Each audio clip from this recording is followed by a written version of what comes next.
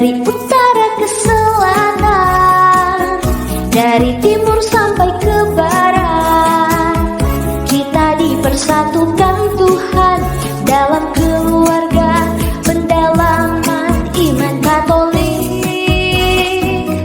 Mari kita memuji Tuhan, menyembah dan memuliakannya, setia menjadi saksinya demi kemuliaannya.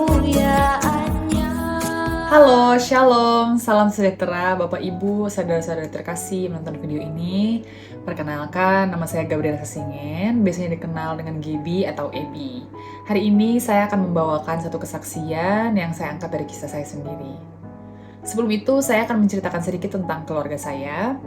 Saya dan Jojo, adik saya, tumbuh dalam keluarga di mana papa saya seorang Kristen dan mama saya seorang Katolik. Kami berdua dibaptis menjadi seorang Katolik. Kami semua sekeluarga tinggal di Manado, yang berarti kami tinggal jauh dari keluarga mama dan lebih dekat dengan keluarga papa. Karena hal itu, saya dari kecil sering sekali dibawa ke gereja Kristen bersama dengan mereka, khususnya ke sekolah minggunya. Nah, di keluarga saya itu ada satu tradisi yang cukup unik, karena papa saya seorang Kristen dan mama saya seorang Katolik. Kami setiap minggunya switch gereja. Maksudnya tuh seperti contohnya minggu ini kami ke gereja Katolik dan minggu depan kami akan ke gereja Kristen dan begitu seterusnya. Hal ini berlangsung selama saya SD. Kemudian waktu saya SMP tuh mama harus membawa adik saya ke Jakarta untuk terapi. Jadi sudah tidak lagi ya. Tapi saya sendiri melanjutkan tradisi ini waktu saya kuliah, karena waktu saya kuliah itu saya pergi dengan teman saya waktu SMA dan dia adalah seorang Kristen. Jadi waktu saya kuliah seperti itu lagi. Minggu ini saya akan ke gereja Katolik dan ditemani dia, dan minggu depannya saya akan ke gereja Kristen menemani dia. Nah, waktu saya pulang ke Jakarta, saya jadi lebih sering ke gereja Kristen karena teman saya juga gereja Kristen kan, ke gereja Kristen. Nah, di situ saya mulai merasa bahwa kok saya merasa lebih cocok ya di gereja Kristen gitu ya. Menurut saya lebih hidup gitu di gereja Kristen tuh. Ada band yang mengiringi, kita memuji Tuhan gitu kan. Ada worship leader, khotbah dari pendetanya menarik gitu. Dan saya berpikir kalau saya masuk ke gereja Katolik tuh saya ngantuk gitu ya. Karena kan lebih khusyuk, lebih maksudnya tidak meriah gitu ya perayaannya, ibadahnya gitu. Nah, sampai ada di satu titik waktu Paskah tahun 2022, saya merayakannya di gereja Kristen. Nah, karena saya anak rantau, saya berfoto lah pada saat itu dan mengirimkannya ke grup keluarga. Dari situ saya dinasehati, sedikit diomeli oleh mama saya, karena katanya, kenapa kamu merayakan Paskah di gereja Kristen sedangkan kamu beragama Katolik, harusnya kamu merayakannya di gereja Katolik. Saya waktu itu punya prinsip seperti ini, apa bedanya sih gereja Katolik dan gereja Kristen? Toh kita sama-sama memuji memuliakan Tuhan gitu. Kecuali saya sudah berpindah ke agama yang mungkin tidak menyembah Tuhan Yesus lagi gitu ya. Menurut saya itu mungkin masalah, itu saya berpikir seperti itu. Nah, disitu saya mulai timbul nih rasa marah. Oh, lihat aja, nanti saya akan pindah aja ke gereja Kristen sekalian gitu, biar nggak dimarahin lagi gitu. Toh saya dari kecil juga sudah terbiasa ya dengan mengikuti tata cara ibadah di gereja Kristen gitu ya. Nah, dari situ saya sudah sangat jarang ke gereja Katolik sampai saya lupa itu mungkin di tahun yang sama ataupun tidak, di sekitar mungkin Natal atau Paskah tahun berikutnya, saya memutuskan untuk ke gereja Katolik di daerah Jakarta Selatan. Begitu saya masuk ke gereja itu, saya merasakan hal yang cukup aneh karena saya merasa takut dimarahi. Secara manusiawi saya berpikir, siapa yang akan memarahi saya masuk gereja Katolik gitu ya? Maksudnya siapa mau memarahi saya gitu, saya berpikir. Ternyata setelah saya masuk dan duduk di dalam gereja, saya sadar bahwa itu bukan perasaan takut, tapi saya malu.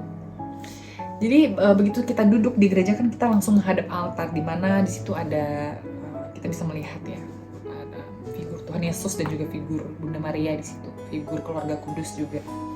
Saya malu karena sudah pernah ada keluar kata-kata dari mulut saya bahwa lihat aja, nanti saya akan pindah ke gereja Kristen.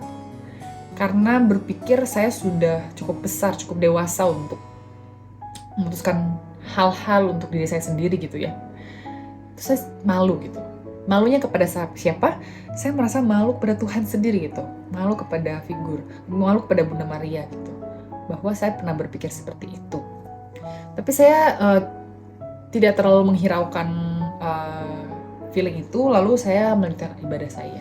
Sampailah pada prosesi doa syukur agung. Pada saat prosesi itu, saudara-saudari sekalian, saya merinding. Dari ujung kepala sampai ujung kaki, saya sangat merinding. Dan saya juga bingung kenapa bisa. Dan tiba-tiba pada saat proses kita menyembah tubuh dan darah Kristus, saya seperti dibisik. Hati ya gitu ya. Hati saya seperti mengatakan, Tuhan, ini saya sudah kembali. Saya sudah pulang ke rumah saya. Ini rumah saya. Tuhan maulah menerima saya lagi, Bunda Maria maulah menerima saya lagi gitu. Saya rindu. Jadi ternyata selama ini saya berpikir bahwa saya lebih cocok di gereja sebelah, saya lebih hidup, iman saya lebih bertumbuh di gereja sebelah. Tapi ada rasa kerinduan untuk kembali lagi ke rumah saya, ke gereja Katolik, di mana saya tumbuh dan dibesarkan di lingkungan gereja Katolik gitu ya. Saya merasa sangat rindu dan saya sangat senang waktu itu bisa kembali mengikuti proses doa syukur agung. Ditambah lagi pada saat waktu itu setelah doa syukur agung ada doa Bapa Kami. Dari kecil saya diajarkan kalau kita lagi berdoa Bapa Kami, kita harus mengadakan tangan seperti ini.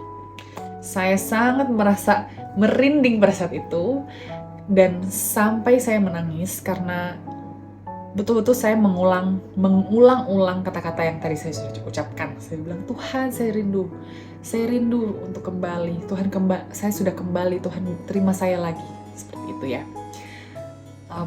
Di situ saya sadar bahwa apa sih yang kita cari gitu. Toh, kalau misalnya kita pergi sejauh apapun, rumah kita lah yang akan menerima kita kembali pulang. Gitu. Jadi untuk pesan-pesan untuk mungkin saudara-saudari di luar sana yang mungkin mengalami pergumulan yang sama dengan saya kala itu, berdoalah dan percayalah proses hidupmu pada Tuhan dan Tuhan akan membawamu kembali. Kenapa kita harus meninggalkan rumah kita yang nyaman di mana kita sudah tumbuh besar di situ? Kenapa kita harus meninggalkan rumah itu ketika rumah itu sangat nyaman untuk kita? Percayalah bahwa kita akan merindukan rumah itu. Sekian kesaksian dari saya. Untuk menutup kesaksian ini, saya ingin menayangkan satu video yang saya temukan 2 tahun setelah kejadian ini terjadi dan semakin membuka mata saya. Video ini saya kutip dari Instagram Sahabat Katolik, yaitu satu akun Katolik itu ya di Instagram ya, yang merupakan satu khotbah. Mungkin bukan khotbah ya, tapi itu video YouTube gitu yang disingkatkan di Reels oleh Romo Koko. Berikut videonya. Semua anak-anak Katolik, anak-anak Tuhan yang dibaptis Katolik, yang pindah denominasi ke tempat lain karena khotbah pendetanya lebih menarik, khotbahnya lebih lucu, musiknya lebih menghentak, gerejanya lebih dingin. Saya katakan pada Anda, argumen-argumen yang mengatakan bahwa saya tidak bertumbuh di gereja Katolik, perkaranya mungkin bukan apakah Anda bertumbuh atau tidak, tapi apakah Anda cukup literasi tentang khasanah dan kekayaan iman gereja Katolik. Pelajarilah mengapa begitu banyak tokoh-tokoh jemaat dari denominasi non-Katolik pulang ke gereja Katolik Roma. Kalau Anda beriman hanya pada tataran emosional, jangan-jangan Anda merasa bertumbuh, tapi sebetulnya Anda dangkal hidupnya. Karena yang Anda cari bukan kurban Kristus di kayu salib, bukan komitmen untuk bertahan. Yang Anda cari bukan ajaran-ajaran apostolik yang begitu kencang mengikat moral, tapi yang Anda cari adalah tidak lebih tidak bukan kepuasan-kepuasan lahiriah Anda. Pulang ke gereja yang satu kudus, Katolik dan Apostolik, di mana seluruh kebenaran Kristus, deposit iman 2000 tahun tinggal di dalam. Semakin berakar